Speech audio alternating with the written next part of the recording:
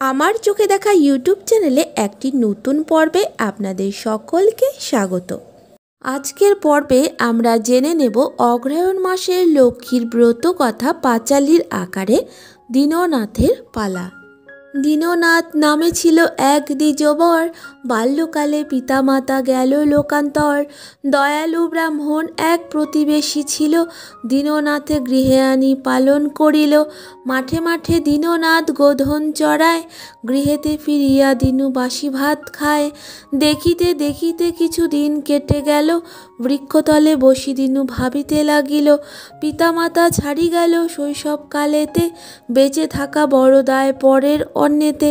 বৃক্ষতলে বসি দিনু এই চিন্তা করে, দুনয়নে বাড়িধারা ঝড়ো ঝড়ো ঝরে। হেনকালে ক্ষেত্রলক্ষ্মী তথায় আসিল, দীননাথে হস্তে তথা কিছু ধান দিল। ধান দিয়া লক্ষ্মী বলে, লহ যত্ন করে, এই ধান ছড়াইয়া দাও ক্ষেত্র পরে। দীননাথ ধান লয়ে ক্ষেত্রেতে ছড়ায়, পরদিন দীননাথ স্বর্ণধান্য পায়। সে দেশের মহারাজ শুনিতে পাইল, দৈবকৃপা বলি রাজা বুঝিতে পারিল। দীননাথে অন্তঃপুরে করি আনয়ন, রাজকন্যা তার হস্তে করিল অর্পণ। বহু জমি দিল রাজা কন্যা জামাতায়, সুরম্য প্রাসাদ এক বানাইয়া সায়।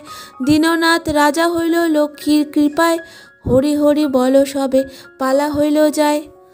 এখানেই অগ্রহায়ণ মাসের লক্ষ্মীর ব্রত কথা পাঁচালীর আকারে সমাপ্ত হলো। ভিডিওটি ভালো লাগলে অবশ্যই লাইক, শেয়ার, কমেন্ট করে আমার পাশে থাকবেন। ধন্যবাদ।